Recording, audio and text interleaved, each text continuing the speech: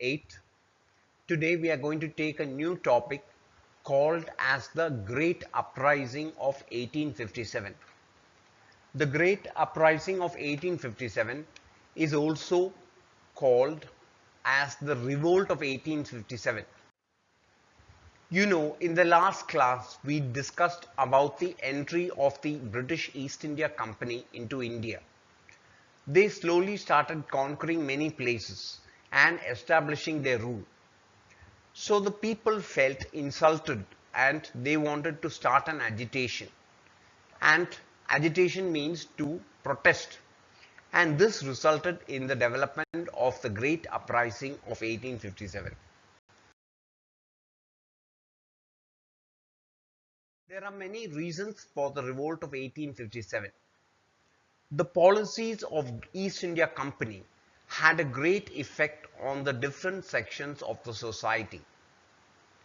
The Rajas, Nawabs and Queens, landlords, peasants, soldiers, tribals, and common man joined together and rose in revolt against the British in 1857.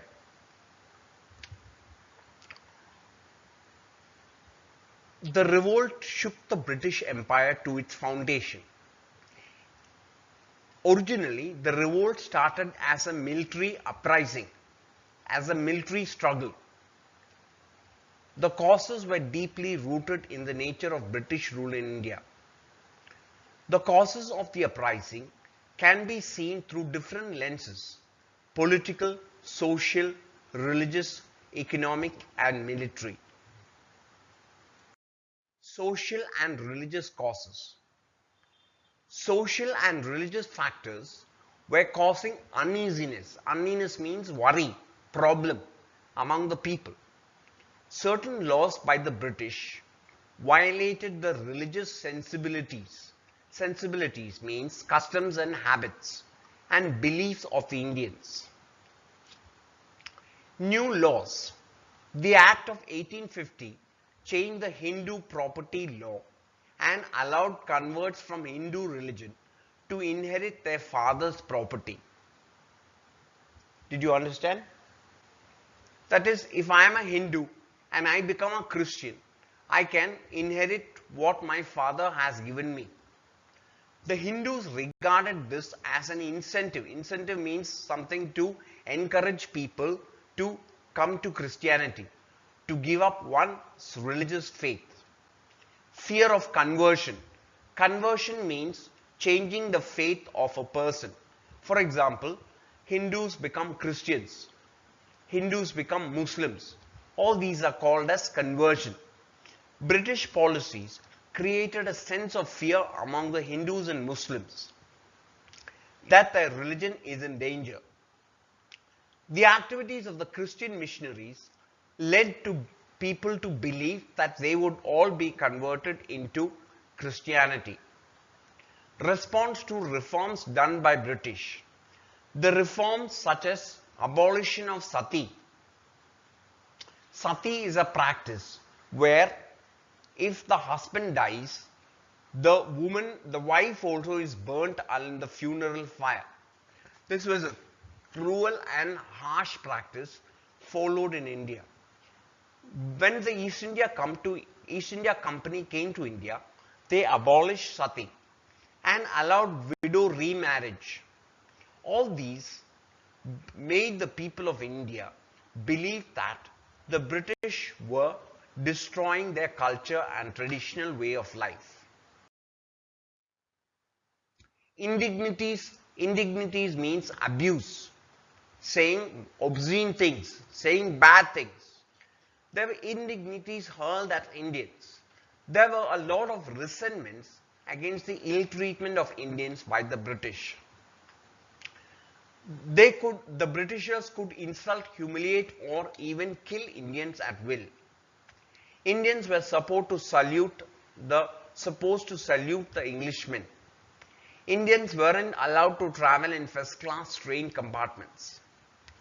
They were denied promotions and opportunity to apply in higher posts.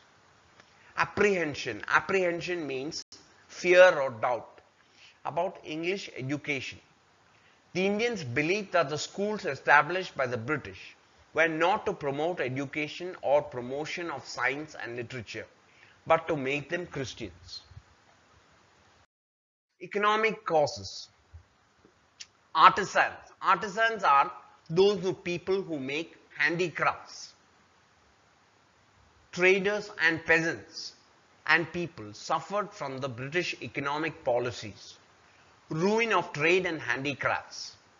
The British destroyed the Indian arts and crafts, put heavy duties on Indian silk and cotton, and started importing British goods to India at nominal duties. Means there were no taxes for British goods, and the British forced the Indian people to buy their goods. The craftsmen had to leave town or go to villages in search of livelihood. Impoverishment of the cultivators. Impoverishment means making a person poor. The permanent settlement in Bengal made Zamindars the absolute owners of land. They had the power to eject cultivators for non-payment of dues. The peasants were forced to borrow more money from the moneylenders as they were unable to pay land revenues. India as an agricultural colony of British. British insisted on cultivation of cash crops such as jute, indigo and opium. The manufacturers in England also needed other raw materials like cotton and oil seeds which were produced in India. Hence, India became an agricultural colony of the British. Inhuman treatment. Inhuman means cruel treatment. The indigo trade was highly profitable to the British, but the conditions in which the peasants were made to work was far from being human. This caused much resentment. Drain of wealth. The drain of India's wealth in different ways was very much resented by the Indians. Erosion of the Nawab's power. The power of the Rajas and Nawabs started declining since mid-18th century. The British stationed residents in many courts. The rulers, the armed forces disbanded and their revenues and territories taken away. They lost their power, income and honor. Discourtesy to the Mughal emperors. The name of the Mughal kings was removed from the coins made by the company. Lord Dalhousie announced in 1849 that the Mughal Emperor Bahadur Shah Zafar will be the last Mughal king and his successors will not be recognized as king. Will not be recognized as kings but as princes. They were also asked to abandon means leave the historic Red Fort and take a humbler residence at the Qutb Minar. Nana Sahib was an adopted son of ex-Peshwa Bajirao II. His pension was denied to him. This angered the feelings of the Hindus. Doctrine of lapse. Now, what is the doctrine of lapse? It meant that if a king did not have any children and if he adopted a person to be the next ruler, the company would take the control of the land. This was called as the doctrine of lapse. The doctrine was used to disallow titles and pensions of the heirs of the deceased rulers. The prominent states to fall victim to this were Jhansi, Nagpur and Satara. The Indian princesses realized that their territories were not safe. Annexation of Awadh by Lord Dalhousie. Lord Dalhousie caused great distress among the sepoys as most of them came from Awadh. This is a picture of Lord Dalhousie.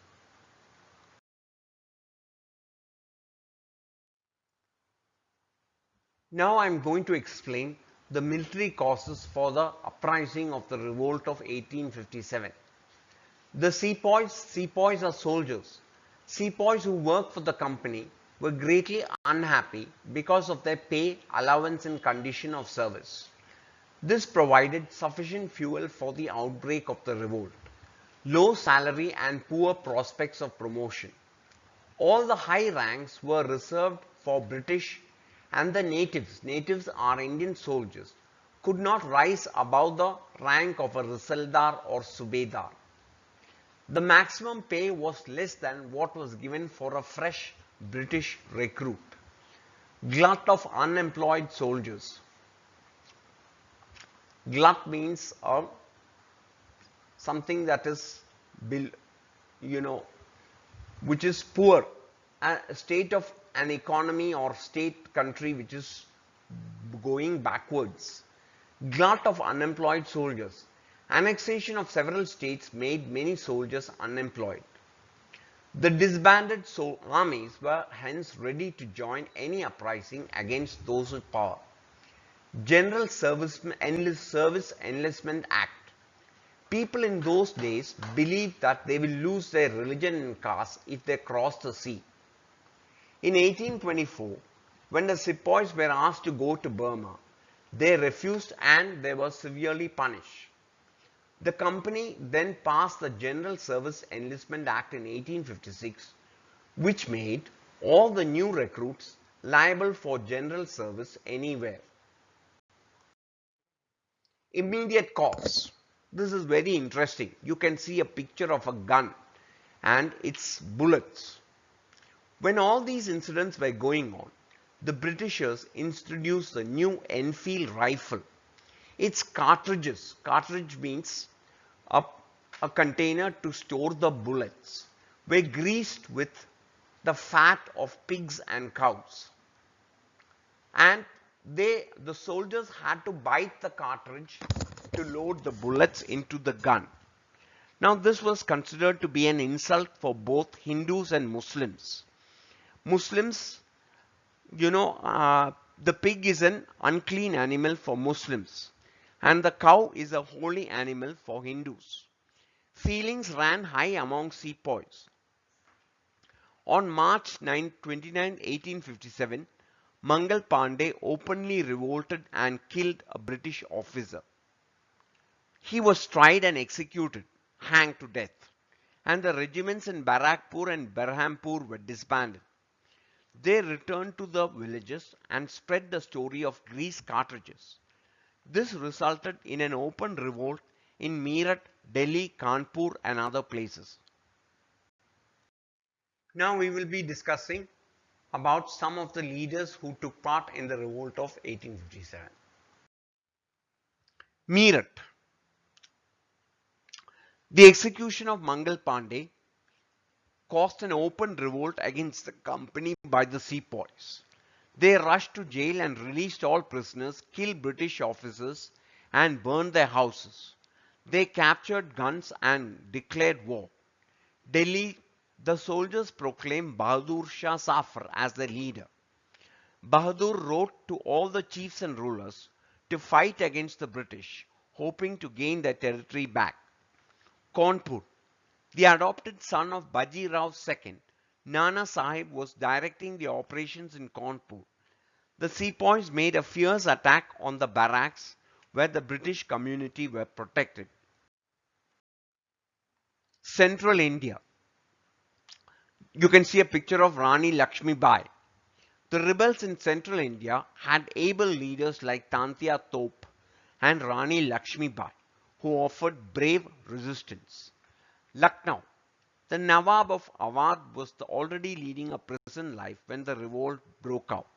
His wife, Begum Hazrat Mahal, led the sepoys, besieged means conquered, the palace of shelter of the Europeans and killed their chief commissioner. Consequences of the revolt. Consequences means the result of the revolt. The revolt gave a victory to the East India Company and the revolt was a failure, but it led to many important results. One was the end of the company's rule and changes in administration. The revolt ended the company's rule in India. The British realized that it was unwise to leave the rule of a vast country in the hands of a private trading company. The Act for Better Government of India was transferred power from company to the crown. Crown is the princes of England. The Governor General received an additional title of Viceroy. Queen Elizabeth was the Queen. Viceroy, the Governor General received an additional title of Viceroy, a representative of the Crown. All the powers of the company were transferred to the Secretary of State for India. The Secretary of State was assigned by the Indian Council, consisting of 15 members. Policy towards Indian priests, princes and chiefs. Queen Victoria in 1858 declared that the British government will not annex the Indian states. All treaties the princes had concluded with the company will be honored. The rights of adoption and succession were recognized, but they were asked to be subordinated. Subordinated means coming under the British crown. Reorganization of the army. Proportion of British to Indian soldiers were increased. Effective weapons were reserved for the British. All key positions were exclusively for the British.